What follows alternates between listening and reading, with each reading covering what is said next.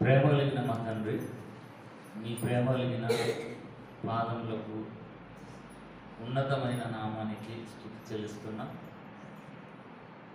ఇంతవరకు మమ్మల్ని కాచి కాపాడి మీ బలీయమైన రెక్కల కింద మమ్మల్ని భద్రపరిచి అనునిత్యము మాకు కావలసిన ఆహారాన్ని, ఈవులను మాకు ప్రసాదిస్తూ ఈ ప్రకృతి ఒడిలో మమ్మల్ని పరుండబెట్టి ఉల్లాసంతోనూ, సంతోషంతోనూ, ఆనందంతోనూ మీ కొరకు బ్రతుకుటకు ఈ బ్రతుకును మాకు ప్రసాదించినందుకే వందనం చెల్లిస్తున్నాం. మీ యొక్క మాటలను మేము ఆలోచించుకుంటుండగా తగిన వివేకాన్ని, తగిన బుద్ధిని మాకందరికీ ప్రసాదించుకొని వేడుకుంటూ క్రీస్తు యేసు వారి ఉన్నతమైన నామమున ఈ ప్రార్థన మీకు సమర్పించి బ్రతిమిలాడి వేడుకుంటున్నాం తండ్రి. ఆమేన్. చేరి వచ్చిన ప్రేమైన దేవుని పిల్లలందరికీ మన ప్రభువును రక్షకుడు క్రీస్తు యేసు వారి పేరట శుభములు పలుకుచు, దేవుడు మనకు రాయించిన 66 పుస్తకాల గ్రంథంలో నుండి ఒక మంచి విషయాన్ని ఈరోజు మేము ఆలోచన చేద్దాం. యోహాను సువార్త 6వ అధ్యాయము, యోహాను సువార్త 6వ అధ్యాయము 44వ వచనాన్ని మనం ఒకసారి చదువుదాం. 6వ అధ్యాయము, యోహాను సువార్త 6వ అధ్యాయము 44వ వచనాన్ని మనము జాగ్రత్తగా చదివి మనం ఆలోచన చేద్దాం. ఈ మాట అనేది యేసుక్రీస్తు వారు మాట్లాడుతూ ఆనాటి సమాజాన్ని బట్టి, ఈ రోజున్న సమాజాన్ని బట్టి, నన్ను పంపిన తండ్రి ఎవరైతే నా దగ్గరికి రావాలనుకుంటున్నారో, ఎవరైతే నా కోసం బ్రతకాలనుకుంటున్నారో వారందరినీ నన్ను పంపిన తండ్రి వారిని ఆకర్షించితేనే కానీ ఎవరు నా యుద్ధకు రాడన్నాడు. వచ్చిన వారిని మాత్రం అంచె దినమున నేను వారిని లేపుదను అన్నాడు. మనమందరం అంచె దినంలో లేపబడతాం. సంఘంగా అపోస్తల బోధలో, సహవాసంలో, ప్రార్థన చేయటంలో తెగిపోకుండా ఉంటే చివరి వరకు యేసుక్రీస్తు వారు 2వ రాకటలో మనం లేపబడతాం. ఇది కన్ఫర్మ్. కనుక దేవుడి పిల్లారా, మనమందరము సంఘంలోకి ఎలా వచ్చాము అంటే దేవుని ఆకర్షణలోకి మనం వచ్చాం. దేవుడు మనల్ని ఆకర్షించాడు. అప్పుడు క్రీస్తు యేసు వారి రక్తంతో కొన్న సంఘంలో సభ్యులుగా మనం చేరాం. ఇకపోతే దేవుడు ఎందుకు మనల్ని పిలుచుకున్నాడు? దేవుడు మనల్ని ఎందుకు ఆకర్షించాడు అన్న విషయాన్ని ఈరోజు మనం ఆలోచించాలి. ఈరోజు ప్రపంచంలో ధనికులు ఉన్నారు, ధనవంతులు ఉన్నారు, పేరుగాంచిన వ్యక్తులు ఉన్నారు, ఎంతో గొప్ప గొప్ప వారు ఉన్నప్పటికీ వారందరిని విడిచి మననే దేవుడు ఎందుకు ఆకర్షించాడు? దేవుడు ఆకర్షించాడంటే మనం చాలా గొప్పవారం అండి, అర్థం చేసుకోవాలి. ఈరోజు క్రైస్తవ్యం అంటే చాలా చిన్న చూపు చూస్తున్నారు. క్రైస్తవులు అంటే గొర్రెలు అని పేరు పెట్టారు. క్రైస్తవులు అంటే చాలా గొప్పవారండి. ఒక రాజుల కుటుంబంలో రాజు పిలిచే పిలుపు కంటే, ఒక జమీందారు వంశంలో ఒక జమీందారి పిలిపే పిలుపు కంటే దేవుడు పిలిచిన పిలుపు గొప్పది. ఈ ప్రపంచంలో దేవుడి కంటే గొప్పవారు ఇంకెవరు లేరండి. దేవుడి కంటే ఉన్నతమైన స్థాయిలో ఉన్నవారు ఎవరు కూడా లేరండి. ఈరోజు మంత్రులైనా, గొప్పవారైనా, ఎవరైనా దేవుడిచ్చిన నీడలోనే బ్రతుకుతున్నారు తప్ప వారికి వారి నీడను ప్రసాదించుకునే హక్కు, అధికారం వారి వలన చేత కాదు. ఇకపోతే మరొక మాటను మనం ఆలోచించగలిగితే, కొరింథీయులకు రాసిన మొదటి పత్రిక పౌలు గారు కొరింథీ పట్టణంలో ఉన్న క్రీస్తు సంఘానికి ఉత్తరాన్ని వ్రాస్తూ అక్కడ కొన్ని అవాంతరాలు గడుబడు జరిగిందండి. ఈ ఉత్తరాన్ని వ్రాసేటప్పుడు అపోస్తలుడైన పౌలు గారు మిమ్మల్ని ఎందుకు పిలిచాడు? మిమ్మల్ని ఎందుకు పిలిచాడు? కొరింథీ పట్టణంలో ఉన్న క్రీస్తు సంఘంగా మిమ్మల్ని ఎందుకు పిలిచాడు? మీకంటూ ఒక విలువ ఉంది. మీరు దేవుని దృష్టిలో గొప్పవారు, దేవునికి గొప్పవారిగా మీరు కనబడ్డారు కనుక దేవుడు మిమ్మల్ని ఆకర్షించాడు. ముందు మాట చదువుకున్నాం కదా, ఎవరినైతే నా తండ్రి ఆకర్షించితేనే తప్ప నా దగ్గరికి ఎవరు రాడన్నాడు. అంటే కొరింథీ సంఘంలో, కొరింథీ పట్టణంలో ఉన్న సంఘాలు కానివ్వండి, ఎఫెసీ పట్టణంలో ఉన్న సంఘాలు కానివ్వండి, ఏ పట్టణంలో ఉన్న క్రీస్తు సంఘాలుగా పిలువబడుతున్న వారందరినీ దేవుడు ఆకర్షించాడన్న విషయం మనం మర్చిపోకూడదు. ఇక దేవుడే ఆకర్షించాడంటే ఎంత గొప్పవారండి. ఈరోజు లోకంలో డబ్బున్నవాడు గొప్పవాడు, లగ్జరీ లైఫ్ ఉన్నవారు గొప్పవారని లోకం ఎంచుతుంది, లోకము పొగుడుతుంది. కానీ దేవుని దృష్టిలో వారు బీదవారే. ఇక 21వ అధ్యాయము 26వ వచనము మన జాగ్రత్త చదువు. 26వ వచనం నుంచి మనం చదువుతాం. సహోదరుల, మిమ్మల్ని పిలిచిన పిలుపును ఒకసారి చూడండి, ఆలోచించండి. ఎవరిని పడితే ఎవరిని పిలిచాడు దేవుడు? పిలవలేడే. ఎంతోమంది ఉన్నారండి, ఎంతోమంది ఉన్నారు. ఈరోజు పిలిచిన పిలుపు ఏంటంటే బాప్తిసము తీసుకొని క్రీస్తు రక్తంలో కడగబడిన, ఆయన రక్తాన్ని కార్చి కొన్న సంఘంలో కూర్చుండబెట్టిన వారే క్రైస్తవులు. ఈరోజు ప్రపంచంలో అధిక జనాభా క్రైస్తవులు చెప్పుకుంటున్నారు, కానీ క్రైస్తవులు కారండి. చిన్ననాటి నుండి క్రైస్తవ కుటుంబంలో పుట్టినంత మాత్రాన నువ్వు ఎలా క్రైస్తవుడు అవుతావు? నువ్వు ఎలా క్రైస్తవురాలు అవుతావు? గలతీ పత్రికలో రాశారు కదండి పౌలు గారు, ఎవరైతే క్రీస్తులో బాప్తిసము తీసుకున్న వారే క్రైస్తవులు. మరి అధిక జనాభా ఎలా లెక్కలు కడతామండి? అందరూ బాప్తిసం తీసుకున్నారా? ఎన్నో సంఘాలలో వేల మంది, వందల మంది వస్తారండి. అందరూ క్రైస్తవులేనా? అందరూ బాప్తిసం తీసుకున్న వారైనా? అందరిని దేవుడు ఆకర్షించిన వారైనా? కాదు కదండి. ఏదో మంద కనబడుతుంది, కానీ అందులో క్రైస్తవులు చాలా తక్కువగా ఉంటారండి.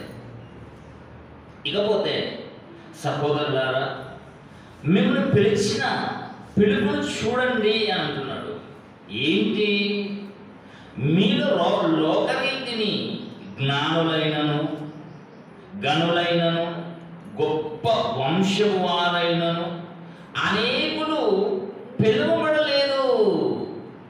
ఈరోజండి ఎన్ని వంశములు ఉన్నారండి? మౌర్య వంశస్థులు ఉన్నారు, జమీందారులు ఉన్నారు, పటేళ్ళు ఉన్నారు, ఎందరో గొప్ప గొప్ప వంశములుగా పిలువబడుతున్న వారు ఉన్నారు, కానీ వారు క్రీస్తు సంఘములో సభ్యులు కారండి. ఏమంటారు? ఇప్పుడు గ్రామాలలో చూడండి, పట్టణాలలో చూడండి, ఎందరో గొప్ప గొప్ప వ్యక్తులు ఉన్నారండి, గొప్ప గొప్ప వారు, పేరుగాంచిన వారు, కానీ వారిని దేవుడు పిలవలేదు. ఎందుకండి? ఎప్పుడైనా ఆలోచించారండి? ఇప్పుడు మనం ఉంటున్న ఇళ్లలో కానివ్వండి, మనం నివసిస్తున్న ఇళ్లలో కానివ్వండి, మన ఇంటి ప్రక్కన కానివ్వండి, ఈ ప్రక్కన కానివ్వండి, వెనకాతలు కానివ్వండి, ఎక్కడైనా కానివ్వండి, గొప్ప గొప్ప వారు ఉంటారు. వారు క్రైస్తవులు పిలువబడుతున్నారు. మనెందుకు క్రైస్తవులు పిలువబడ్డామండి? దేవుడు మననే ఎందుకు పిలిచాడండి? దేవుడు మననే ఎందుకు ఆకర్షించాడండి? ఎందుకు గొప్పవారిని పిలవట్లేదు ఈరోజు? ఒక అనంతాంబాలు ఉన్నాడు, ఒక ఎవరండి, ఒక టాకా రత్నం గారు మొన్న చనిపోయాడు కదండి. బిర్లా ఉన్నారు, ఏంటంటే రిలయన్స్ అధినేతలు ఉన్నారు, గొప్ప గొప్పవారు ఉన్నారు. వారిని ఎందుకు పిలవలేదు దేవుడు? మాట్లాడుతూ ఇక్కడ ఏమంటారు చూడండి, జ్ఞానులు ఎవరును, గనులైనను, గొప్ప వంశపు వారైనను అనేకులు పిలవబడలేదు. కానీ ఏ శరీరయు దేవుని ఎదుట అతిశయింపకుండునట్లు జ్ఞానులను సిగ్గుపరచుటకు లోకములో నుండి ఎవరన్నా వెర్రి వారిని దేవుడు ఏర్పరచుకొని ఉన్నాడు. మనము లోకం దృష్టికి మనం ఎవరమండి? వెర్రి బాబులో. కానీ దేవుని దృష్టికి మాత్రం గొప్పవారం అంటే బలవంతులైన వారిని సిగ్గుపరచుటకు లోకంలో బలహీనులైన వారిని దేవుడు ఏర్పరచుకొని ఉన్నాడు. దేవుడు ఏర్పరచుకొని ఉన్నాడు. ఎన్నికైన వారిని వ్యక్తం చేయుటకు లోకంలో నీచులైన వారిని, తృణీకరింపబడిన వారిని, ఎన్నిక లేని వారిని దేవుడు ఏర్పరచుకొని ఉన్నాడు. మనము కూడానండి ఎన్నిక లేని వారిమేనండి. ఒక రక్త సంబంధే సొంత తమ్ముడినే ఇలా అవమానించినప్పుడు ఇంకెంతమంది అవమానిస్తారండి? అవమానించాడని ఎప్పుడైనా ఫీల్ అయ్యారండి? మీ జీవితంలో ఎవరైనా అవమానించారండి? ఈవిడ చర్చికి వెళ్తాదండి, ఈవిడ కిచెన్ అండి, ఈవిడ మాదిగోళ్ళ మతం పట్టిందండి అనగానే నొచ్చుకున్నారా? నొచ్చుకుంటే మన క్రైస్తవులు కాదు. మాదిగోళ్ళు అంటే మనుషులు కదండి, ఏ అనుకుందాం. అసలు కుల వ్యవస్థ ఎక్కడదండి? మనుషులు ఏర్పరచుకున్నారు. దేవుడు ఏమన్నాడు తెలుసా? ప్రతి జాతి మనుష్యులు అని అన్నాడు. జాతి మనుషులు ఉన్నారే తప్ప కులము మనుషులు లేరు. లోకము కులమును ఏర్పరచుకుంది. వారి వారి వృత్తి చేస్తూ ఆ వృత్తిని కులముగా మార్చేసుకున్నారు. కనుక దేవుని పిల్లలారా, లోకం దృష్టిలో మనం వెర్రివారమే, కానీ దేవుని దృష్టిలో గొప్పవారు. మరి లోకంలో గనులై ఉన్నారు, పేరుగాంచిన వారు ఉన్నారు. మరి ఎవరిని ఆకర్షించలేడే దేవుడు? మనని ఎందుకు ఆకర్షించాడు అంటే దేవుడికి మనతోనే పని ఉంది. దేవుడికి మన మనసు నచ్చింది. అందులో మనము పేదవారము, బీదవారము, మిడిల్ క్లాస్ వారము. అవసరమైతే పేదవాడు సజీవ యాగంగా దేవుడికి సమర్పించుకునేంత సత్తా పేదవాడికి ఉంటుందండి. గనులైన వారికి ఉండదండి. గొప్పవారని పిలబడుతున్న వారికి ఉండదు. దేవుని పిల్లరా, ధనవంతులు దేవుని ఆకర్షణలోకి రారండి, తెలుసండి. కనుక ప్రేమైన దేవుని పిల్లరా, దేవుడు యేసుక్రీస్తును భూమి మీదకి పంపించినప్పుడు కూడా ఒక కటిక పేదలైన కుటుంబంలోనే పంపించాడండి. అందుకే మాటి మాటికి ఏమన్నాడో తెలుసా? నువ్వు దేవుని కుమారుడవా? మరి తెలియదా మీరెవరో? వడ్లవాని కుమారుడు కావా? యోసేపు మరియమ్మల కుమారుడు కావా అని ఎంతగా అవమానించాడు. యూదులే, ఇశ్రాయేలీలే. యేసుక్రీస్తు ఎక్కడైనా ఫీల్ అయ్యాడండి, అమ్మ నన్ను ఇంత మాట అంటానని. యేసుక్రీస్తు స్థానంలో మనం ఉంటే ఫీల్ అవుతామో లేదా? ఫీల్ కావద్దు, ఫీల్ కాకూడదండి. నా నామమున మీరు ఏం చేయబడతారు? హింసించబడతారు, దూషణ మాటలు మాట్లాడతారు, ఉమ్మేస్తారు, అవమానిస్తారు. అప్పుడు మీరు ఏం చేయాలి? సంతోషించాలి, ఆనందించాలి. ఎందుకంటే వీడే ఒక వెర్రి బాబులోడు, వీడికి వేరేగానే మాట్లాడుతున్నాడు, తండ్రి వీడిని క్షమించు. అప్పుడు ఏం చేయాలంటే ఆనందంతో సంతోషంతో ఉంటే మన ఫలము పరలోకంలో ఏమవుతుంది? అధికమవుతుంది. Very good. మత్తయి సువార్త 4వ అధ్యాయం ఒకసారి చూడండి. మత్తయి సువార్త 4వ అధ్యాయం. మత్తయి సువార్త 4వ అధ్యాయము ఒకసారి 18వ వచనాన్ని మనం చూద్దామండి. మత్తయి సువార్త 4వ అధ్యాయము 18వ వచనాన్ని చూద్దామండి. యేసుక్రీస్తు వారు డ్యూటీ ఆరంభమైంది. 30 సంవత్సరాలు తల్లిదండ్రులు డ్యూటీ చేశారు. పెద్ద కుమారుడిగా బాధ్యత కదండి. పెద్ద కుమారుడు అంటే ఎవరండి? తండ్రి వెనుక తండ్రి అని అంటారు. బాధ్యత. 30 సంవత్సరాలు తల్లిదండ్రులకు లోబడి ఆయన చేస్తున్న పనిలో సహకారిగా ఉంటూ వారికి ఒదిగి ఉన్నాడు, లోబడి ఉన్నాడు. ఇక 30 సంవత్సరాలు అయిపోయి ఇంకా యేసుక్రీస్తు వారి జీవితంలో 3.5 సంవత్సరాలు మాత్రమే బ్యాలెన్స్. ఇక అప్పుడు బయటకు వెళ్ళాడు కదండి. బయటకు వెళ్ళాడు, బాప్తిసం తీసుకున్నాడు. 40 రోజులు 40 రాత్రులు 40 పగళ్ళు పరిశుద్ధాత్మదేవుడు యేసుక్రీస్తు వారు సాతానుతో ఫైట్ చేశారు, గెలిచాడు. ఇక గెలిచిన తర్వాత సువార్త ఆరంభించడం మొదలుపెట్టాడు. మరి యేసుక్రీస్తు వారు ఒంటరిగా ఉంటే సువార్తలు చేస్తాడు. ఆయనకు కూడా తోడు ఉండాలి కదండి. ఆయనకు కూడా శిష్యులు ఉండాలి కదండి. ఈరోజండి ఎవరైనా చూడండి, పాస్టర్ గారు ఉంటే వెనకాల పిల్ల పాస్టర్ ఉంటారండి. దేనికి? బ్యాగులు మోయడానికి.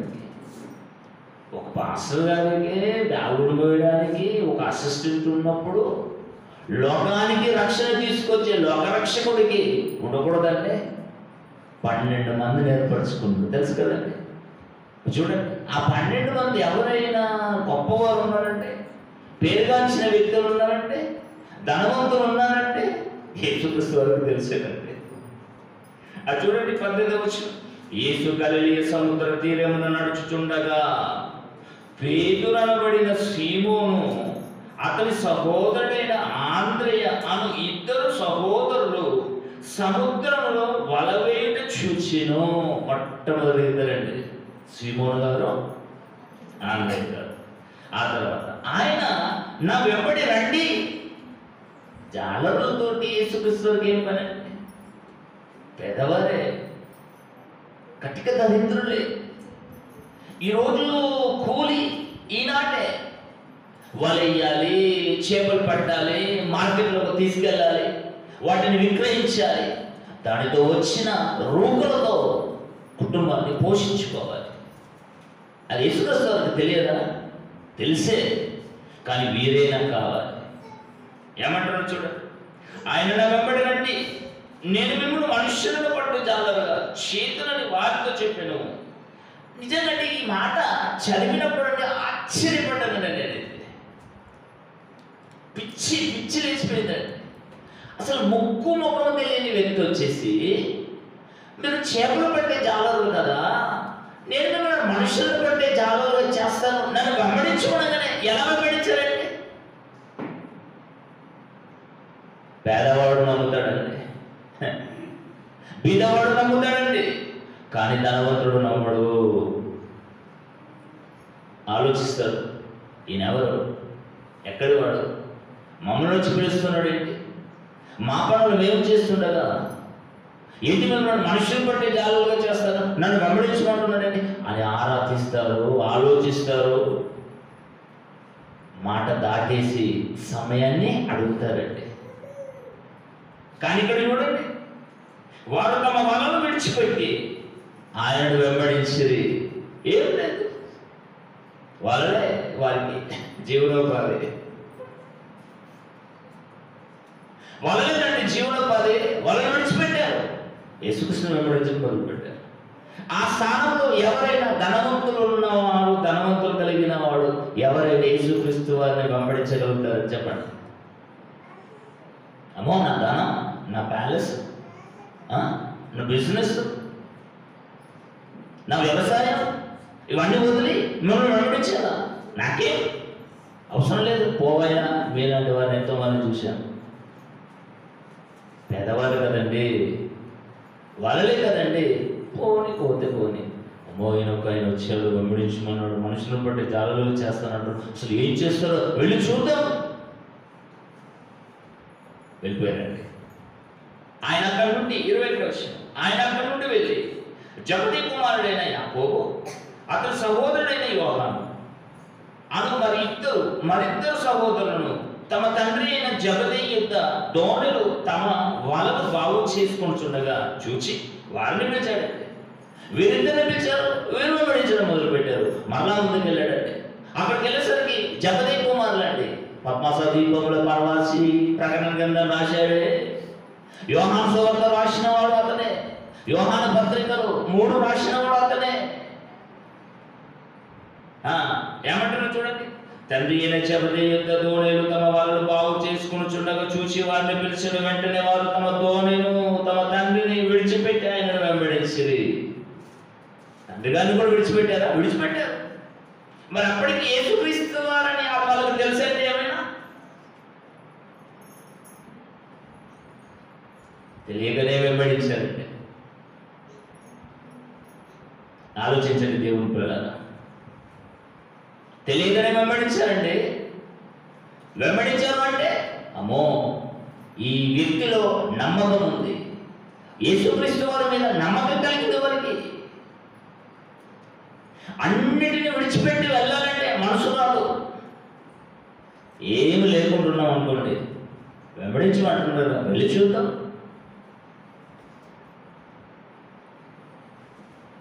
దేవుని పిల్లలు ఆలోచించండి. అంటే దేవుడు ఆకర్షించాలి అంటే దేవుడికి ఎవరు కనపడతారు తెలుసా?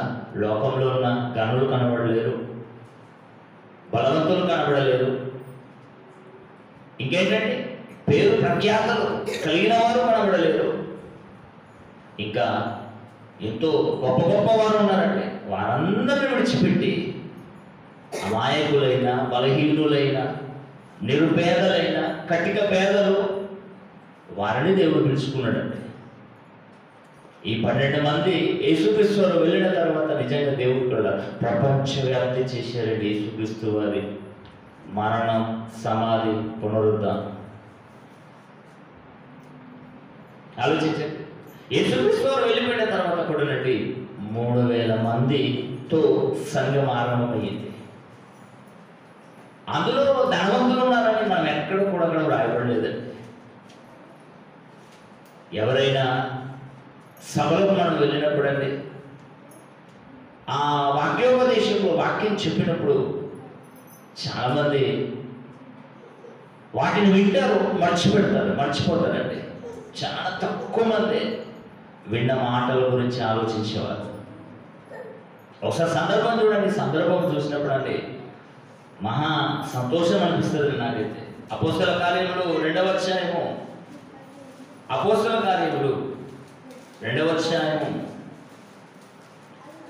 27వ వచనం నుంచి చదువుతామండి. అపోస్తల కార్యములు 2వ అధ్యాయము 27వ వచనం. అపోస్తలుడైన పేతురు గారు లేచి నిలబడి ప్రసంగం ఆరంభించాడండి. ప్రసంగం ఆరంభించినప్పుడు ఆ ప్రసంగాన్ని విని, వారి మాటలు విని హృదయంలో నొచ్చుకొని, సహోదరులారా మేమేమి చేద్దాము? పేతురును కడమ అపోస్తలులను అడగగా, నిజంగా మాటలు విన్నారు. అసలు మేము ఏం చేయాలి? అసలు ఈ మాటలు ఎందుకు చెప్తున్నావు అని ప్రశ్నించారండి. అంటే వీరికి అర్థమైందా? పేతురు గారు మాట్లాడిన మాటలు అర్థమయ్యాయి. యేసుక్రీస్తు వారి గురించి చెప్పాడు కదండి.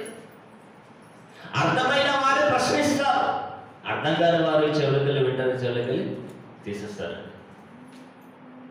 జీవితకాలం అంతా వినినవారు వినినట్టుగానే ఉంటారు తప్ప వాళ్ళు ఫలాలు ఉండదండి. ఎవరైతే ఆసక్తి కలిగి ఉంటారో వారే ప్రశ్నించారండి. వారి మాటలు విని హృదయంలో నొచ్చుకున్నప్పటికీ కూడా ప్రశ్నించారంటే వీరంతా గ్రేట్ అండి. దేవుడు వారిని చూశారండి. కొందరు వింటారు, నొచ్చుకున్నారు, వెళ్ళిపోతారండి. ఇవే మాటలు ఎప్పుడు వెళ్ళాము, ఇది బోధ, ఇది మతం ప్రకటిస్తున్నారండి, ఈ 2 మాటలు వింటారండి అని నొచ్చుకొని వెళ్ళిపోతారు. కానీ ఆనాటి కాలంలో పేతురు గారు నిలబడి ప్రకటించినప్పుడు నిజంగా విన్నారు, మనసులో నొచ్చుకున్నారు, పొడవబడ్డారు, హృదయంలో పొడవబడ్డారు.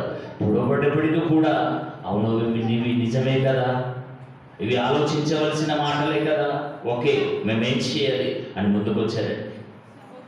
సహోదరులారా, మేమేమి చేయమని పేతురును కడమ అపోస్తలులను అడగగా, పేతురు మీరు మారు మనసు పొందండి, మొట్టమొదటిగా మారు మనసు పొందండి, పాప క్షమాపణ నిమిత్తం ప్రతి వారు యేసుక్రీస్తు నామమున బాప్తిస్మం పొందండి, అప్పుడు మీరు పరిశుద్ధాత్మ వరమును పొందుదురు అని అనగానే నిజంగా గట్టిగా నవ్వేశారండి, గట్టిగా నవ్వేశారు. మారు మనసు అనగానే మేము ఎలా కనబడుతున్నాం మీకు నాకు అర్థం కాదు అని ప్రశ్నించలేదు. మొట్టమొదటిగా మీ మనసు మార్చుకోండి అనగానే ఈ వాగ్దానం మీకును మీ పిల్లలకు దూరస్తులందరికీ అనగా ప్రభు అయిన మన దేవుడు తమ యుద్ధకు పిలిచిన వారందరికీ చెందునని వారితో చెప్పని ఇంకా అనేక విధములైన మాటలతో సాక్ష్యం ఇచ్చి మీరు మూర్ఖులకు ఈ తరము వారికి వేరే రక్షణ పొందండి అని వారిని హెచ్చరించండి. కాబట్టి అతని వాక్యము అంగీకరించిన వారే దేవుడు చూశాడండి. ఇంత కఠినంగా పేతురు గారు మాట్లాడినప్పటికీ కూడా మారు మనసు పొందారు, పాత జీవితాన్ని సమాధి చేశారు, క్రీస్తులో బాప్తిసం తీసుకున్నారండి. ఎన్ని సంవత్సరాలైనా వింటారు కానీ మారు మనస్సు అన్నది పొందరండి, అసంభవం. వాళ్ళ గురించి మనం ఎలా ప్రార్థన చేస్తాం? దేవా ఈయనను ఆకర్షించండి, ఈవిడను ఆకర్షించండి, దేవుడికి ప్రార్థన చేస్తే దేవుడికి తెలియదా? దేవుడికి మనం నేర్పించేవారమా? ఆకర్షించాలి అంటే ఆకర్షణలోకి రావాలి, హృదయంలో మాటలు నొచ్చిపడాలి, పడవబడాలి. అవును ఇవి నిజమే కదా, యేసుక్రీస్తును నేను స్వీకరించకపోతే నేను చనిపోతే నాకు నిత్య నరకాగ్ని దండనే కదా, మరి నేను పరలోకము స్వర్గము పరదేశి వెళ్ళాలంటే యేసుక్రీస్తును నమ్మక తప్పదు, యేసుక్రీస్తును దేవుని కుమారుడుగా స్వీకరించక తప్పదు అని ఉడంబడిక చేసుకునే మనస్తత్వం ఉంటేనే దేవుడు ఆకర్షణలోకి వస్తారండి. మరి ఈరోజు చాలా మంది వింటున్నారు, చాలా మంది క్రైస్తవ కుటుంబాలలోనే ఉంటున్నారు, కానీ చాలా మంది బాప్తిసం తీసుకోవట్లేదండి. ఎందుకు తీసుకోవట్లేదు? కఠినస్తులు నమ్మరు, ఏ మాట కూడా నమ్మరండి తొందరగా. కానీ పాపం ఆ రోజు 3000 మంది బాప్తిసం పొందారండి. ఆ దినమందు ఇంచుమించు 3000 మంది చేర్చబడిరి. వారి మనుషులు దేవుడికి నచ్చాయి, వారు నమ్మేశారండి, గుట్టిగా నమ్మేశారండి.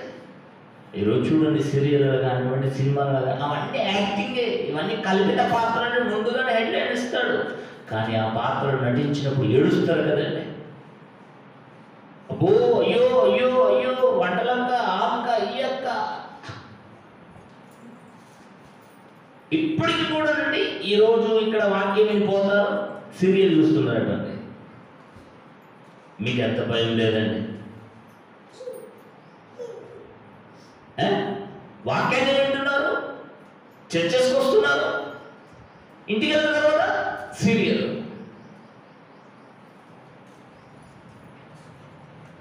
ఇక మీ గురించి ఏం మాట్లాడాలి? టైంపాస్ కదా, టైంపాస్కు సీరియల్ చూస్తారట. టైంపాస్కు మీరు బైబిల్ చదువుకోవచ్చు కదా, ఏదో పాటలు ముందు పాటలు నేర్చుకోవచ్చు కదా. పుష్పలకు ఎంత చక్కగా వాడిందండి పాట, పాడతారండి ట్రాక్ మీద, నేర్చుకుంటారండి. పాటలు నేర్చుకోండి, టైంపాస్ కాకపోతే వాక్యాన్ని చదవండి, గైడ్ చదువుకోండి, ఎగ్జామ్ ప్రిపేర్ కండి. అది మాత్రం వద్దండి, మాకు సీరియల్లే చూస్తామండి. మీరు క్రైస్తవులు, మరి మీరు వెళ్ళిపోతే దేవుడికి పరదేశీ.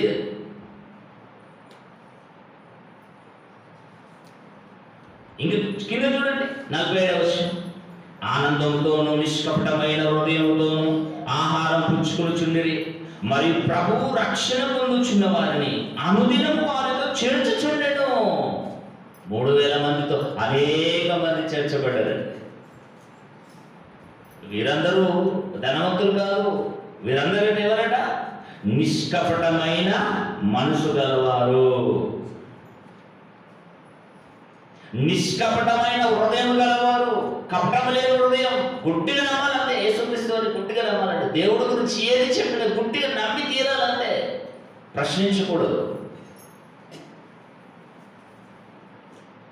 తోమా గారు చూసి నమ్మాడు, చూడక నమ్మిన వారు ఏమన్నారు? మరిధన్యులు అన్నారు. వాక్యము ప్రకటించబడుతుంది, వాక్యం వింటున్నాము, అది నిజము అని నమ్మాలండి. నమ్మకనే ఈరోజు చాలామంది బాప్తిసం తీసుకోక ఎడారి జీవితం జీవిస్తున్నారంటే తెలుసా? ఈరోజు పెళ్లి కాకపోతే ఎడారి అని అంటున్నారు. బాప్తిసం తీసుకోకపోయినా నువ్వు ఎడారివే, నువ్వు ఒంటరి వాడవే, నువ్వు ఒంటరిదారివే.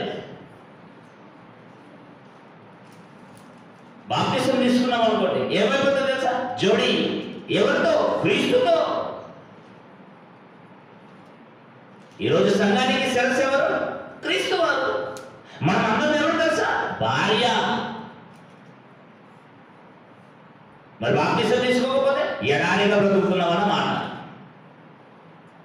లేదండి మా తల్లిదండ్రులు ఉన్నారు అనుకుంటున్నావు. నో, నీ తల్లిదండ్రులు ఉన్నా నువ్వు ఎడారివే. ఎడారి జీవితం ఎందుకంటే జీవించారు. ఎన్ని రోజుల నుంచి వాక్యాన్ని వింటున్నారండి? ఎన్ని రోజుల నుంచి వాక్యాన్ని ధ్యానిస్తున్నారు, పాటలు పాడుతున్నారు, ప్రార్థన చేస్తున్నారు. ఎందుకు మరి దేవుని ఆకర్షణలోకి రావట్లేదు? అంటే అతింత బాణం, ఇటింత బాణం. అదే అపోస్తలుల కార్యం పక్క అధ్యాయం చూడండి. పక్క అధ్యాయం 5వ అధ్యాయం 14వ వచనం. అపోస్తలుల కార్యములు 5వ అధ్యాయం 14వ వచనం. ప్రజలు వారిని కనపరచుచుండిరి, పురుషులను స్త్రీలను అనేకులు మరియు ఎక్కువగా విశ్వాసులై ప్రభు పక్షమున చేర్చబడిరి. చేస్తూ వచ్చాడంటే ఆనాటి నుండి ఈనాటి వరకు లెక్క కడితే 400 కోట్లకు పైచీలిగా అంటున్నారు. ప్రపంచ జనాభా 800 కోట్లయితే 400 కోట్ల జనాభా క్రైస్తవుల క్రిస్టియానిటీ. విశ్వాసం కలిగిన వారు ఉండాలి, నమ్మకస్తులు ఉండాలి, నిష్కపటమైన హృదయం కలిగిన వారు ఉండాలి, కపటం లేని మనస్సు ఉండాలి. వారిని దేవుడు ఆకర్షిస్తాడు. మూర్ఖులైన కరము వారికి వేరే అన్నాడు. మూర్ఖులైన కరము వారికి వేరే. రక్షణలోకి రండి, రక్షణలోకి రండి. మనం అందరం అదే పని చేసామంటే లోకాన్ని మనం చూడలేదు. ఒకటే మన గురి ఏంటంటే యేసుక్రీస్తు వారు రెండవ రాకడ రావాలి, మనం తిరిగి అచేతనం లేపబడాలి. కన్ను మూస్తే దేవదూతలు మనకు కనబడాలి అంతే. అది ఒకటే నమ్మండి దేవుని పిల్లలు. దానికంటే మించింది ఇంకేం లేదండి. మనం ఈ లోకానికి ఏం తీసుకొని రాలేము, తిరిగి మన మూటలు కట్టుకొని తీసుకొని పోలేము. మొలతాడు కూడా తెంపేస్తారు తెలుసా మగవారికి? తెంపేస్తారండి తెలుసా మీకు? అక్కడ సమాధి కార్యక్రమం ఉందంటే ఇక్కడ ఆపుతారండి. ఆపి వీడికి ఎందుకు మొలతాడు, ఇవ గర్భంలో తీసుకొచ్చుకున్నాడు మొలతాడు, వీడి మొలతాడు ఇవి తెంపండి అన్నాడు. ఆడవాళ్ళు తిడతారు కదండి అప్పుడు, ఓరికి మొలతాడు దేవాన్ని. వాక్చౌకూర మాట సూపర్. ఎక్కడి నుంచి నేర్చుకుంటారో ఏమో తెలియదు. సీరియల్లో అదే మాట నేర్పిస్తారు కదా, సినిమాల్లో అవే డైలాగ్ కదండి. వాడి కండ మాంసం ఉండదు, తొడగొడతాడు, వీడు కొడతాడు. నా చిన్నతనంలో అండి శివాని సినిమా వచ్చింది తెలుసు, నాగార్జున. వాడు చైన్ పట్టుకొని ఈ సినిమాలో యాక్ట్ చేస్తే వీడు రియాలిటీగా చైన్ పట్టుకొని రోడ్ల మీద నడిచారు. ఏం నేర్పిస్తుంది సభ్య సమాజాన్ని? సినిమాలు, సీరియల్స్. కానీ మన వాళ్ళకి అవే కావాలి. కనుక ప్రియమైన దేవుడు పిల్లరా ఆలోచించండి. పేతురు రాసిన మొదటి పత్రిక పేతురు గారు రాసిన మొదటి పత్రిక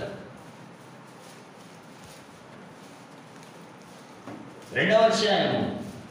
పేతురు గారు రాసిన మొదటి పత్రిక 2వ అధ్యాయం 9వ వచనం చూడండి. పేతురు గారు రాసిన మొదటి పత్రిక 2వ అధ్యాయం 1వ వచనం. అయితే మనమందరము ఒకప్పుడు ఎలా ఉన్నాం? మారు మనసు లేక మూర్ఖులైన తరం వారితో కలిసి ఉన్నాం, చీకట్లో ఉన్నాం. చీకట్లో ఉన్న మనల్ని ఏం చేసేట? యేసుక్రీస్తు వారి ఆశ్చర్యకరమైన తన వెలుగులోకి మనందరిని పిలిచారు. మనమే పిలువబడ్డాం. మనమే గొప్పవారం అండి. మనమే గొప్పవారము. మనకంటే గొప్పవారు ఇంకా ప్రపంచంలో ఎవరు కూడా లేదండి. దేవుడు మనల్ని ఎలా పిలుచుకున్నాడో తెలుసా? ఎటువంటి డిగ్రీలు, ఎటువంటి పట్టాలు ఇచ్చాడు తెలుసా? ప్రపంచంలో ఎన్ని విడుదలు ఉన్నాయండి? ఆస్కార్ అవార్డ్స్ ఉన్నాయి. తర్వాత మన భారతదేశంలో ఏముందండి? పద్మభూషణ్ ఉంది. ఇంకోటి ఏముందండి? అవార్డ్స్, పద్మశ్రీ ఉంది. వాటికంటే కోటాను కోట్ల రెట్లు దేవుడు మనకు అవార్డ్స్, రివార్డ్స్ ఇచ్చాడు. ఎవరన్నమాట? అయితే మీరు చీకట్ల నుండి ఆశ్చర్యకరమైన తన వెలుగులోకి మిమ్మల్ని పిలిచిన వాని గుణాలు ప్రచురము చే నిమిత్తము ఏర్పరచబడిన వంశం. మన ఏ వంశం అంట? ప్రత్యేకంగా ఏర్పరచబడిన వంశం. మరలమ్మ 2 మేము 3 అనకండి. మేము 2 వారం అండి, మేము 3 వారం అండి, మా పిల్లకి అదే పిల్లగాడు కావాలండి, మా పిల్లగాడికి అదే పిల్ల కావాలండి అనకండి. మనం ఎవరమాట? ఏర్పరచబడిన వంశం, రాజులైన యాజక సమూహం, పరిశుద్ధ జనం, దేవుని సొత్తైన ప్రజలై ఉన్నాము. ఎవరికున్నది ఇంత ఘనత ప్రపంచంలో? చూపించగలుగుతారా? ఏ అమ్మాయికి ఉంది? ఏ టాటా బిర్లాకు ఉంది చెప్పండి మన భారతదేశంలో? ఏ ఎలన్ మస్క్ ఉంది చెప్పండి? ప్రపంచ కుబేరులలో మొట్టమొదటి కుబేరుడు ఎలన్ మస్క్ గారు. యూదుడు ఆయనకమే ఉందా? దేవుడు మనల్ని సపరేట్గా పిలుచుకొని తన కుమారుని సంఘంలో కూర్చుండబెట్టి ఇగో ఇలాంటి బిరుదులు ఇచ్చాడు. ఇవన్నీ మన బిరుదులే. అలంకరింపబడ్డామా ఈ బిరుదులతో? లేకపోతే మేము 2 మేము 3 మనమే కించపరుచుకుంటున్నామా? ఛీ!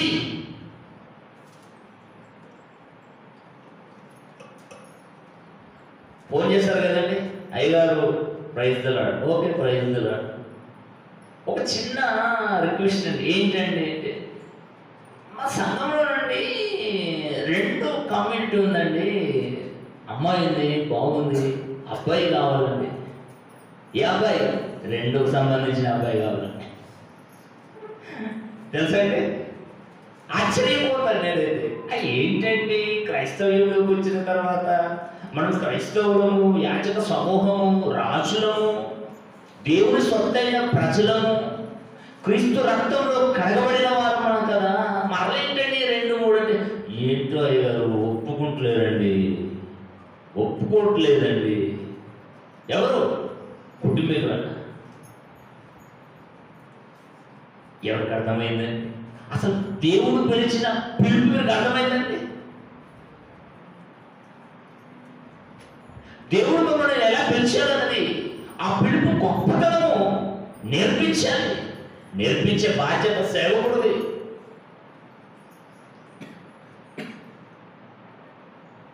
ఆలోచించండి. ఎవరికి దక్కని ఘనత మనకు దక్కింది. ఎందుకో తెలుసా? మనము బీదవారి కుటుంబంలో పుట్టాము కనుక.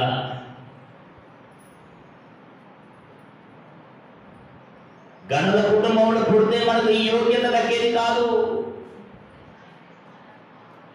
ఒక అనిల్ అంబానీ, ఒక ముఖేష్ అంబానీ కుటుంబంలో పుడితే ఈ యోగ్యత మనకు దక్కేది కాదు. దేవుడు పిల్లరా, బాధపడకండి. అయ్యో మేము ఎప్పుడు కట్టిన పేదవారం అండి, మేము ఎప్పుడు బీద పరిస్థితుల్లో అని బాధపడకండి. అలాంటి కుటుంబంలో పుడితే మనము దేవుని ఆకర్షణలోకి వచ్చేవారు కాదు, దేవుడు మనల్ని ఆకర్షించేవాడు కాడు.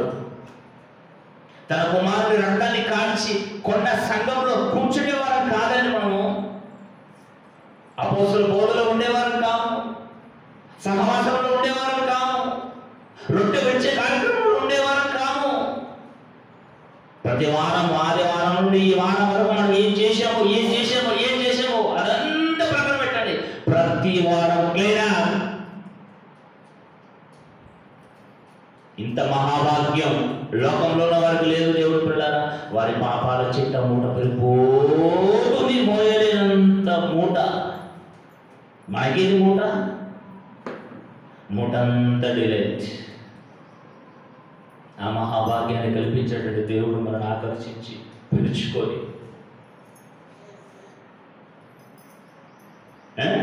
మత్తయి సువార్త 19వ అధ్యాయము, మత్తయి సువార్త 19వ అధ్యాయము చూడండి. ఒకవేళ అనుకుంటున్నారా, అయ్యో దేవా మమ్మల్ని ఎందుకు ఉన్నతమైన కుటుంబంలో పుట్టించలేదు తండ్రి, దేవా దేవా అని ప్రార్థన చేశారు ఎప్పుడైనా? 19వ అధ్యాయము 22వ వచనం అండి. 19వ అధ్యాయం 22వ వచనం. యేసుక్రీస్తు వారు పీదలైన సీమోనును అందరిని పిలిచాడు, నన్ను వెంబడించాడు. వాళ్ళని వెంబడించాడు. ఏది లేదు, అడ్డం ఏది లేదు. జబదయి కుమారుని దగ్గరికి వెళ్ళాడు, యాకోబు గారిని యోహాను గారిని పిలిచారు. అతని తండ్రిని అతని వాళ్ళని విడిచిపెట్టి యేసుక్రీస్తుని వెంబడించండి, అడ్డం ఏది లేదు. కానీ ఇక్కడ ఒక వ్యక్తి వచ్చాడండి. ఈయనెవడో తెలుసా? ధనవంతుడు, డబ్బున్నవాడు. అబ్బాయి నన్ను వెంబడించన్నాడు. ఏమంటున్నాడండి? వెంబడించబట్టే సిమోన్ పేదలాగా, ఆంధ్రలాగా, ఇక్కడ యాకోబు యోహాను లాగా వాళ్ళని నడిచేసి తల్లిదండ్రులు నడిచేబెట్టి వెంబడించలేడండి. ఏం చేశాడు చూడండి. ఇక్కడ 14వ వచనం నుంచి మేము చదువుకునే తర్వాత అదంతా ఉంటుందండి. ఆయన శిష్యులు తీసుకొని వచ్చిన వాడిని, అది ఏదండి 16వ వచనం, ఇదిగో ఒకడు ఆయన ఎదుగు వచ్చి బోధకుడు నిశ్చయముడు నేనేమిచ్చి కార్యం చేయాలని ప్రశ్నించిండు. అతడే సమాధానం చెప్పేసరికి ఏమైనా తెలుసండి? 22వ వచనం, అయితే యవనుడు మిగులు ఆస్తి గలవాడు కనుక ఆ మాట విని వ్యసనపడచ్చు వెళ్ళిపోయాడు. సీమోను పేతురు ఎందుకు వ్యసనపడలేదు? ఆంద్రేయ ఎందుకు వ్యసనపడలేదు? ఒక యాకోబు, ఒక యోహాను ఎందుకు వ్యసనపడలేదు? మీరు చేపలు పట్టే జాలాలు కదా, మనుషులు పట్టే జాలాలుగానే తీస్తానన్నాడు. నమ్మారా లేదా? గుడ్డిగా నమ్మారా లేదా? మరి ఇతను ఎందుకు గుడ్డిగా నమ్మలేడండి?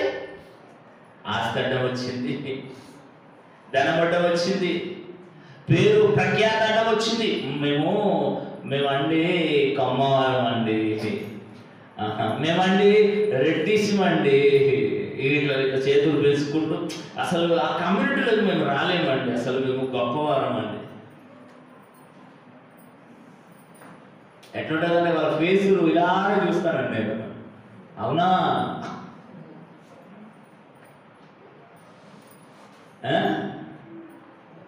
ఇంకేమంటున్నాడు యేసుక్రీస్తు? యేసు తన శిష్యులను చూసి ధనవంతుల పరలోక రాజ్యంలో ప్రవేశించుట దుర్లభమని చెప్పాను. పరలోక రాజ్యం అంటే ఏం తెలుసా? సంఘం. దేవుడు ఆకర్షణలోకి వారు రాలేదు, దేవుడు వారిని ఆకర్షించడు, పిలవలేడు, పిలవడు.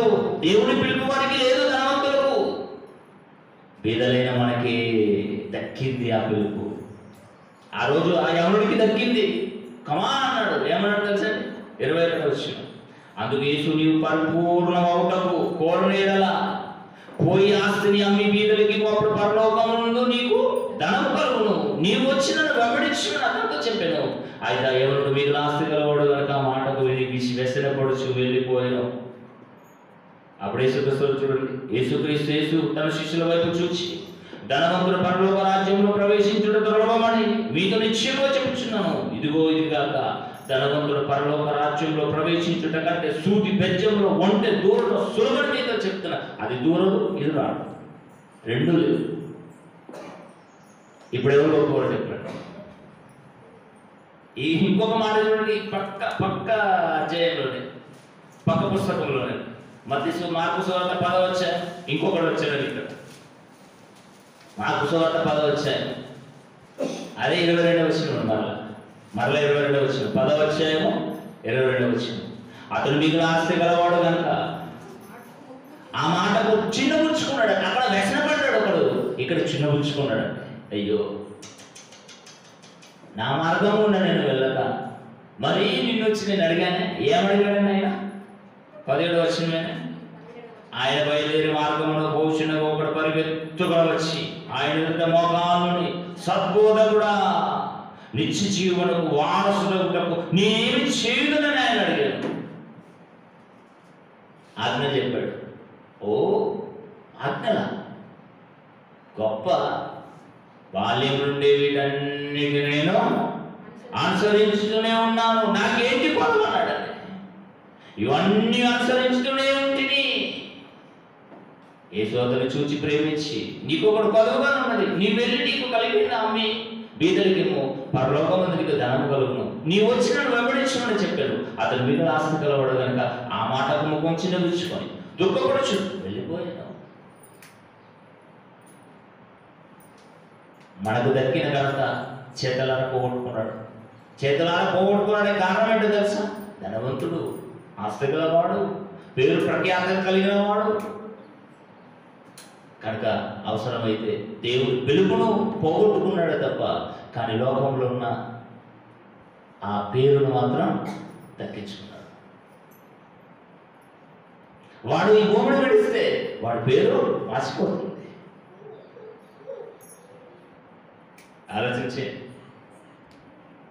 ఇంకేమంటే చూడండి కిందికి, ఆయన మాటలకు ఏమంటే, అప్పుడు యేసు చుట్టూ చూచి, ఆస్తి గల వారు దేవుని రాజ్యంలో ప్రవేశించడం ఎంతో దుర్లభమని తన శిష్యులతో చెప్పాడు.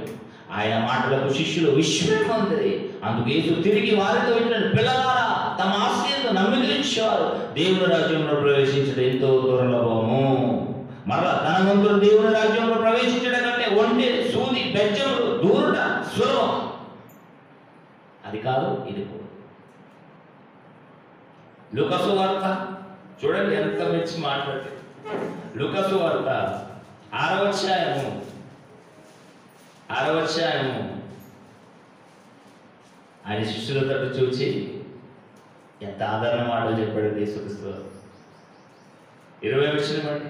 అంతటా ఆయన తన శిష్యుల తట్టు వారు చూచి ఇట్లను, బీదలైన మీరు ధన్యులయ్యా, ఓ పేతురు, ఓ ఆంద్రయ్య, ఓ యోహాను, ఓ యాకోబు, మీరు బీదలైన వారు, మీరే ధన్యులు. నేను పిలువగానే నా పిలుపుకు లోబడి వచ్చేసారయ్యా. ఈరోజు మనం బీదలమే, కానీ దేవుని దృష్టిలో ధన్యులం, ఆశీర్వదింపబడిన వారు, దీవించబడిన వారు. దేవుని రాజ్యం మీది. ఇప్పుడు ఆకలి కొనుచున్న మీరు ధన్యులు, మీరు తృప్తిపరచబడుదురు. ఇప్పుడు ఏడ్చుచున్న మీరు ధన్యులు, మీకు సంతోషమానం వస్తుంది. పరదేశులు విశ్రాంతి పొందుతారు. భూమి మీద కొంత సమయం కదండి. దేవుని పిల్లరా, ఒకసారి దేవుని ఆకర్షణలకు వచ్చిన మనం, దేవుడు ఆకర్షించాడు. ఆయన కుమారుడైన క్రీస్తు సంఘంలో మన సభ్యురాలుగా చేశాడు. ఇంతకంటే గొప్పది ఇంకేం లేదండి. దీనిని మన చేతులను పోగొట్టుకోకూడదు. పోగొట్టుకుంటే ఇక అంతకంటే దుర్మార్గులు, అంతకంటే దుష్ట మనస్తత్వం ఇంకెవరు కూడా కాపాడుకోవాలి. దేవుడు ఆచి తూచి ఆకర్షణలోకి వచ్చిన వారిని మాత్రం ఆకర్షించారు. ఎందరో కళ్ళు ఉన్నారు, ఎందరో బలవంతులు ఉన్నారు, మనకంటే దేవుని సేవ చేసేవాళ్ళు ఎందరో ఉన్నారు, డబ్బున్న వారు ఉన్నారంటే. ఒక మీటింగ్ చేయాలంటే ఎంత కష్టపడతాం మనం. అదే డబ్బున్న వాడిని దేవుడు ఆకర్షించాడు అనుకోండి, ఇలా పాడేస్తాను అనుకుంటున్నావా? ఆడు వాడేదండి. ఆడు పాడేసేవాడు అయితే యేసుక్రీస్తు దగ్గర ఇద్దరు వచ్చారు కదా, నీ ఆస్తి నమ్మి బీదలకి ఇచ్చిన వెంబడించున్నాడు, వెంటనే వడిచ్చేవాడు. కానీ ధనవంతుడు రూపాయి ఖర్చు పెట్టాలంటే ఆలోచిస్తాడండి. పేదలను ఆలోచించమని తెలుసా? ఎవరైనా ఎక్కడైనా రోడ్ల మీదకి దుకాణాల కాడికి వెళ్తేనండి వాడు మంచి షూట్ బూట్ వేసుకొని కత్తలు షర్ట్ వేసుకొని మంచిగా వాడితో మాట్లాడతాడండి. బ్రదర్ ఛాయ్ తాగుతామని బ్రదర్ బ్రదర్ తాగిన తర్వాత ఈ పేదవాడే జోబుల నుంచి తీసి రూపాయి కడతాడు తప్ప ఈ ధనవంతుడు జోబుల నుంచి రూపాయి తీయడు. దేవుడు బిడ్డలారా చాలా గమనించాడండి. ఎందుకంటే వీడికి ధైర్యం కాదు. నువ్వు త్రాగిపించేవాడివి, నేను త్రాగేవాడిని. ధనవంతుని కదా నేను చిల్లరిచ్చాలా? మరి చిల్లరియు మరి ఎక్కడైనా 100కు 1000 ఇవ్వడానికి ముందుకు వస్తావా? అది దేవుడికి తెలుసు. అందుకే తన కుమారుని నోట పలికించాడు. ధనవంతుడు పరలోక రాజ్యం సంఘంలోకి ప్రవేశించడం అంటే అసంభవం అన్నాడు. అందుకే ఎప్పుడు నేను కోరుకుంటానండి, దేవా గట్టిగా పేద కుటుంబంలో నన్ను భూమి మీదకి రప్పించారు, అందుకు నీకు వందనాలు తండ్రి. ఎంత భాగ్యం అండి. మనము రాజుల కుటుంబంలో పుట్టకపోయినా సరే దేవుడు మనను పిలిచి రాజులుగా మార్చాడు కదండి. యాచక సమూహం కదండి, పరిశుద్ధ జనం కదండి. మనం దేవదూత భద్రత మన మీదనే ఉంటుంది. 24 గంటలు దేవుని కుమారుల ప్రత్యక్షత కొరకు అన్నాడు. రోమిలకు రాసిన పత్రిక ఎన్నో సార్లు చదువుకున్నాడు. 19 దేవుని కుమారుల ప్రత్యక్షత కొరకు సృష్టి మిగులాశతో తీరి చూచుచు భద్రత వ్యవస్థ, భద్రత వ్యవస్థ మన మీద లేదంటారా? చివరికి ఒక మాట తీసుకొని ముగించుకుందామండి. కొరింథీయులకు రాసిన 2వ పత్రిక. ఎందుకు మన దేవుడు పని కట్టుకొని పిలిచాడు కదా? మనం ఇలాంటి కార్యక్రమాలు చేస్తామని. కొరింథీయులకు రాసిన 2వ పత్రిక 8వ అధ్యాయము 1వ వచనం. సాక్షాత్తు పౌలు గారు మాసిదోనియ సంఘం గురించి, మాసిదోనియలో ఉన్న క్రీస్తు సంఘం గురించి సాక్ష్యం ఇచ్చాడండి. ఎంత గొప్ప సాక్ష్యం అండి. సహోదరులారా, మాసిదోనియ సంఘమునకు అనుగ్రహింపబడి ఉన్న దేవుని కృపను గురించి మీకు తెలియజేస్తున్నాను. కృప ఏదైనా వారు బహుశ్రమల వలన పరీక్షింపబడగా అత్యధికంగా సంతోషించిరి. మరియు వారట పేదలు వేరు, నిరుపేదలు. మాసిదోనియాలో పట్టణంలో ఉన్న సంఘం నిరుపేద సంఘం, క్రీస్తు సంఘం నిరుపేద సంఘం అంటారు. నిరుపేదలైనను వారి దాతృత్వం బహుగా విస్తరించెను. ఈ కృప విషయంలోను పరిశుద్ధుల కొరకైన పరిచర్యలు పాలు పొందు విషయంలోను మనస్పూర్వకంగా మమ్మల్ని వేడుకొచ్చు. వారు తమ సామర్థ్యం కొలదియే కాక సామర్థ్యం కంటే ఎక్కువగాను తమంతట తామే ఇచ్చారని మీకు సాక్ష్యం ఇచ్చుచున్నాను. ఇది ఒకటి. రెండే చూడండి, ఇది ఎక్సలెంట్ అండి, వండర్ఫుల్. ఇదియుగాక మొదట ప్రభువునకు దేవుని చిత్తము వలన మాకును తమ్మును తామే అర్పించుకొని ఇంతగా చేయుదురని మేమనుకొనలేదు.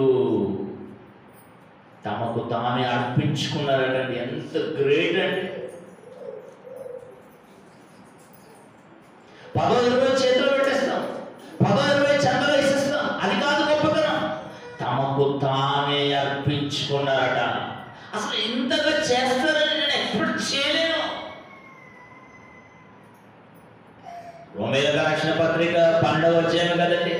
సహోదరులారా, దేవుని చిత్తమును, దేవునికి అనుకూలమైన మీ శరీరాలను సజీవ యాగముగా సమర్పించుకోవాలని వేడుకొనుచున్నాను అన్నాడు. ఇది ధర్మమే. మాసిదోనియాలో ఉన్న పట్టణంలో ఉన్న సంఘము క్రీస్తు సంఘానికి అర్థమైపోయింది. మేమిచ్చే 10-20-100 కాదు, మమ్మలకు మాకు మేమే సమర్పించుకోవాలి. అవసరమైతే ప్రాణాలు సైతం. అందుకేనండి మనం పిలుచుకున్నాడు తెలుసా. రాబోయే దినాలలో చాలా ఘోరాతి ఘోరమైన దినాలు రాబోతున్నాయని అనిపిస్తుంది. ఏ దినాలు వచ్చినా, ఏ సమయం వచ్చినా మనం మాత్రం పిలుచుకున్న పిలుపుకు లోబడుతూ బ్రతకవలసిందే. సజీవ యాగంగా నడుస్తామా? సజీవ యాగంగా మన శరీరములను, మన దేహములను దేవునికి సమర్పించే వచ్చి మనస్సు కలిగి ఉన్నామనే దేవుడు మన ఆకర్షణలోకి తీసుకొచ్చి ఆకర్షించి ఆయన తన కుమారుని సంఘంలో కూర్చోబెట్టారు. మనం ఊరికనే రాలే. మనము 10-20 వచ్చి దేవుడిని సంతోషపెట్టమని కుదరదు. 100,000 లక్షలు కోట్లు ఇచ్చి దేవుడిని సంతోషపెట్టని కుదరదు. చివరికి ఏం చేయాలి తెలుసా? సజీవ యాగముగా యేసుక్రీస్తు ఎలా అర్పించుకున్నాడు, పౌలు గారు ఎలా అర్పించుకున్నారు, అపోస్తలులు ఎలా అర్పించుకున్నారు, ప్రవక్తలు ఎలా అర్పించుకున్నారు. చీకటిలో నుండి మనల్ని పిలుచుకున్నాడే, ఆయన గుణాతిశయములను ప్రచురించు నిమిత్తం అవసరమైతే మనమే అర్పించుకోవాలి. అలా అర్పించుకుంటామనే మనం నమ్మి మన తండ్రి అయిన దేవుడు తన ఆకర్షణలోకి మనను ఆకర్షించుకొని ఆయన కుమారుని సంఘంలో మనం నిలబెట్టాడు, కూర్చుని పెట్టాడు. అందుకేనండి మనం పిలుచుకున్నాడు. మనకంటే ఎంతో గొప్పవారు ఉన్నారు, మనకంటే ఎంతో గనులు ఉన్నారు, మనకంటే ఎంతో డబ్బు పేరు ప్రఖ్యాతులు కలిగిన వారు ఉన్నారు. కానీ వారు ఇస్తారేమో, కానీ మనం ఏం చేస్తున్నాడో తెలుసా? సజీవ యాగంగా సమర్పించుకునే మనస్సు మనలో ఉన్నది దేవుని ఎరిగి మననే పిలుచుకున్నాడు. అక్కడక్కడ అక్కడక్కడ అక్కడక్కడ అక్కడక్కడ వాడు దేవుడు మన మీద పెట్టుకున్న నమ్మకాన్ని నిలబెట్టుకుంటామా, హోము చేసుకుంటామా? దేవుడు మనకి విడిచిపెట్టాడు. ప్రార్థన చేసుకుందాం. దయగలిగిన తండ్రి, దయగలిగిన పాదాలకు స్తుతి చెల్లిస్తున్నాం. మంచి మాటలు మాకు వినిపించారు, నేర్పించారు. నేర్చుకున్న మేము హృదయమైన పలుకుల మీద భద్రపరచుకో. మీరు మమ్మల్ని ఎందుకు పిలిచారు, పిలుపు కారణం తెలుసుకున్నాం మేము. దేవా, మీరు మా పట్ల పెట్టుకున్న నమ్మకాన్ని అమలు చేయకుండా నమ్మకంతో భూమి మీద మీ కుమారుడైన క్రీస్తు యేసు వారి సంఘంలో కూర్చోబెట్టారు. మనం ఈ సంఘంలో నుండే మేము కన్నుమూయాలి. ఈ సంఘం నుండే నిత్యనికి పరదేశకు వెళ్ళాలి, పరదేశం నుండి పరలోకం వెళ్ళాలి. మీ కుమారుడు రెండవ రాకడ వస్తే అంత్య దినంలో మేము లేపబడాలి. మా సమాధులను మీ కుమారుడు తాకాలి. అందుకే మేము ఉంటున్నాం తండ్రి. మీ ఎందు భయంతో భక్తితో బ్రతుకుతున్నాం. తలవంచిన మీ పిల్లలు ఎంతో భయముతో భక్తితో బ్రతుకుతున్నారు తండ్రి. మీ పిల్లలు ఎంతో మంచివారు. మీ పిల్లలకి ఎంతో భక్తి భావన నమ్మకము. నా తండ్రి, ఎంతో మీ పిల్లలు విశ్వాసంతో బ్రతుకుతున్నారు. మీ పిల్లలకు జ్ఞాపకం చేసుకోండి. తరలి వచ్చిన మీ పిల్లలకు జ్ఞాపకం చేసుకోండి. మీ పిల్లలకి ఇచ్చిన కుటుంబాలను, మీ పిల్లలకి ఇచ్చిన గర్భఫలాలను, మీ పిల్లలకి ఇచ్చిన పాడి పంటలను, మీ పిల్లలు చేస్తున్న ఉద్యోగాలను, మీ పిల్లలు చేస్తున్న వ్యాపారాలను, ప్రతి విషయంలో చేతి పనులను మీరు దీవించండి, ఆశీర్వదించండి. ప్రతి ఒక్క విషయంలో మీ పిల్లలకు తోడైన ముందుకు నడిపిస్తున్నాను. ఇంత గొప్ప జ్ఞానాన్ని మాకు నేర్పించి తండ్రి గారికి మించి బలములు, శక్తిని, ఆయురారోగ్యాన్ని ఇవ్వమని అర్థిస్తూ మమ్మల్ని మేము తగ్గించుకుంటూ మీ నామాన్ని హెచ్చిస్తూ సమస్తము నీ పాదసన్నిధికి అర్పిస్తూ క్రీస్తు యేసు వారి పవిత్రమైన నామం ఈ ప్రార్థనను సమర్పించి బ్రతిమలాడి వేడుకుంటున్నాం తండ్రి. ఆమేన్.